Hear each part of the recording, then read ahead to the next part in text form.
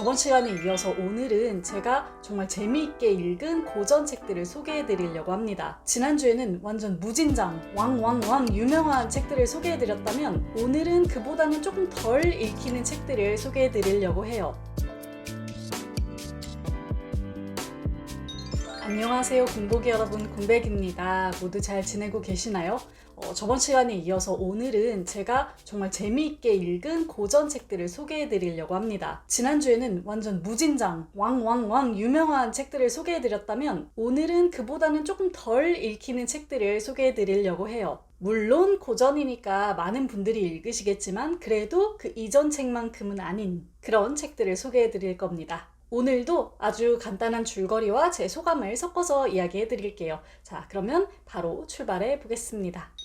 네, 첫 번째 책입니다. 제가 그간의 영상을 통해서 아주 강력 추천드렸던 책이죠. 정말 좋아하는 책이라서 이번에도 한 번 더 추천드립니다. 바로 이 책, 김은국의 순교자입니다. 소설의 배경은요, 한국전쟁 당시의 평양이에요. 이 지역의 목사 14명이 공산군 경찰에게 끌려가게 되거든요. 이 중에서 12명의 목사는 처형당하고요. 단 2명의 목사만 살아서 돌아옵니다. 이대위라는 인물이 이 사건을 조사하기 시작하는데요. 이 살아 돌아온 2명의 목사 중에 신목사라는 사람이 이 사건에 대해서 유난히 말을 아껴요. 이러는 중에 그 처형당했던 12명의 목사는 엄청난 순교자로 추앙이 되고요. 살아남은 2명의 목사는 살아남았다는 이유로 조금 복잡하고 어려운 상황에 처합니다. 이 소설은 그 14명의 목사가 끌려간 후에 어떤 일이 있었는가, 그 중에서 어떻게 2명의 목사만 살아 돌아오게 됐는가, 그리고 그 사건에 얽힌 여러 명의 사람들이 이 사건을 각자의 방식으로 어떻게 해석하는가, 이런 이야기들이 담겨있는 책입니다. 사건의 진상을 밝혀가는 구조라서 굉장히 흥미진진하고요. 신앙, 구원, 인간의 믿음, 이런 것들에 대해서 정말 깊이 생각해 볼 수 있는 책이어서 제가 이 책을 정말 좋아해요. 그래서 많은 분들께 추천해 드렸고요. 이 책과 더불어서 꼭 추천드리고 싶은 책이 있어서 그 책도 한번 덧붙여 볼게요. 바로 이 책입니다.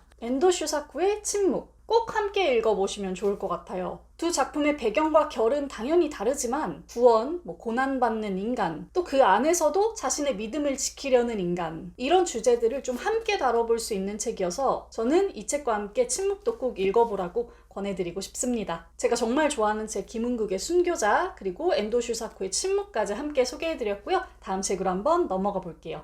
네, 다음 책입니다. 이 책은요, 제가 유튜브 초창기에 영상으로 만들어서 소개해드렸던 적이 있는 책이에요. 이탈로 칼비노의 반쪽아리 자작입니다. 이 책은요, 읽을 때 굉장히 재미있어요. 약간 환상동화처럼 읽게 되는 책입니다. 분량도 굉장히 가볍고요. 이 책의 주인공이 메다르도 자작인데요. 전쟁에 나갔다가 몸이 산산조각 나버려요. 그치만 어찌저찌 이렇게 저렇게 꿰매서 이 사람을 살립니다. 그런데 문제는 반쪽만 삽니다. 요렇게요. 이 반쪽만 살아서 마을로 돌아오게 되는데 하필이면 이 반쪽이 굉장히 악한 본성이 담긴 반쪽이었던 거예요. 그래서 마을에 돌아와서 온갖 폐악을 부리기 시작합니다. 자, 이러던 중에 이 반쪽아리 자작이 한 아가씨와 사랑에 빠져요. 그리고 바로 이쯤에 남겨진 반쪽이었던 착한 자작도 뒤늦게 마을로 돌아오게 됩니다. 이 사람도 역시 같은 아가씨와 사랑에 빠지고요. 자, 이렇게 둘로 나뉘어져서 같은 사람을 사랑하게 된 자작은 어떻게 될까요? 진짜 압도적인 줄거리죠. 이 줄거리가 너무 강렬해서 정말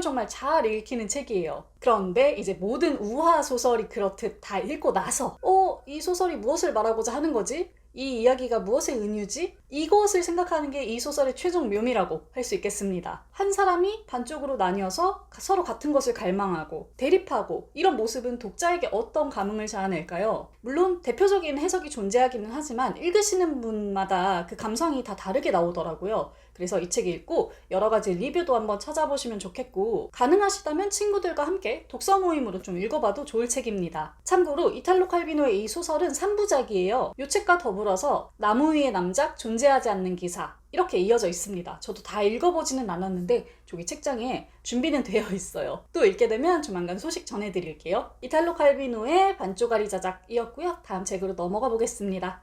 네, 다음 책입니다. 이 책은 책 덕후들 사이에서 아주 두루두루 읽히는 책입니다. 바로 요거 제임스 미치너의 소설입니다. 분량은 좀 깁니다. 2권 해서 거의 600페이지 정도 되는 것 같아요. 예전에 열린 책들 창립 30주년 기념으로 이렇게 한 권으로 나온 책도 있어요. 보통 이 책을 두고 문학이란 무엇인가를 말하는 책이라고 하거든요. 크게 4파트로 이 책을 나눠볼 수가 있는데요. 왜냐면 이 책의 화자가 4명이기 때문이에요. 한 명은 작가, 한 명은 편집자, 한 명은 비평가, 한 명은 독자입니다. 여기서 작가는 오랜 시간 무명으로 활동하다가 마침내 뒤늦게 성공을 거둔 작가고요. 편집자는 이 작가의 재능을 알아보고 등 떠밀어준 사람이에요. 두 사람을 비롯해서 각자의 등장인물이 각자의 자리에서 책을 대하는 모습을 살펴볼 수 있는 책입니다. 이들 각각이 가진 과업은 매우 다른 듯도 보이지만 또 한편으로는 결이 같은 일이기도 해요. 글을 쓰고, 글을 묻고, 글을 평가하고, 글을 읽고. 이 일은 동시에 우리 독자들도 경험하게 되는 일이잖아요. 출판업계에 계신 분들은 더 할 테고요. 그래서 이 책을 좋아하는 많은 분들이 정말 재미있게 읽어보실 수 있는 책입니다. 얼마 전에 그 김영하 작가님이 북클럽 책으로 이 책을 선정해 주시면서 더 많은 책 덕후들의 관심을 받은 책입니다. 저도 너무 재미있게 읽은 책이라 이렇게 한 번 더 말을 보태봅니다. 제임스 미치너의 소설이었습니다.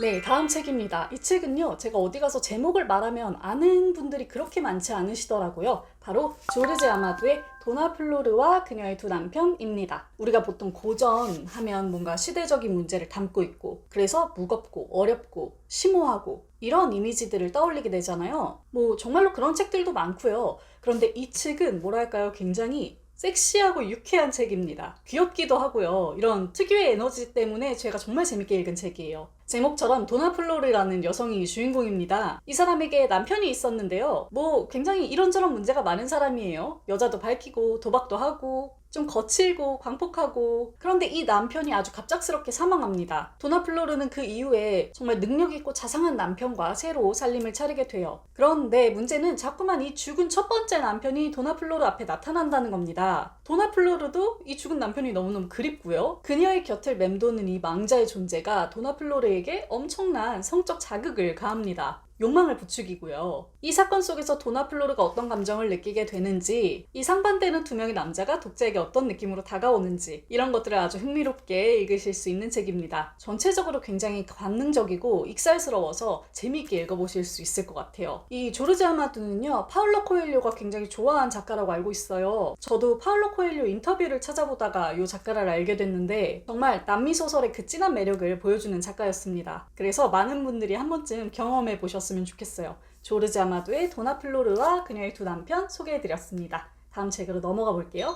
자, 이제 마지막 책인데요. 이 책은 뭐 소개하자니 입이 아픕니다. 제가 그간 정말 10번은 넘게 언급했던 책이에요. 아니 에르노의 단순한 열정입니다. 이 책은 읽은 직후에 바로 제가 제일 사랑하는 책이 되었고요. 지금까지도 여전히 제가 제일 사랑하는 책입니다. 너무너무 많이 말씀드려서 또 언급하기가 좀 민망하지만 그래도 아주 간단히 다시 한번 소개해 볼게요. 아니 에르노의 자전적 이야기를 담고 있는 소설입니다. 한 남자를 불같이 사랑했던 그 시기를 속속들이 묘사하고 있는 책인데요. 이 남자가 외국인이고 또 유부남이라서 여러 가지 만남에 제약이 생기거든요. 거기에서 오는 어려움, 그리움, 집착과 우울, 체념과 관능, 권태, 이런 감정들이 정말 멋지게 자세하게 그려져 있는 책이라서 제가 몇 번이고 정말 사무치게 읽고 있는 책입니다. 내용으로 보면 그냥 누군가를 사랑했다가 잘 안 된 내용이에요. 굉장히 흔한 내용이죠. 누구나가 한 번쯤 겪어봤을 이야기고요. 그런데 바로 그 지점이 이 소설을 정말 절절하게 만들어줍니다. 공감대를 형성하고요.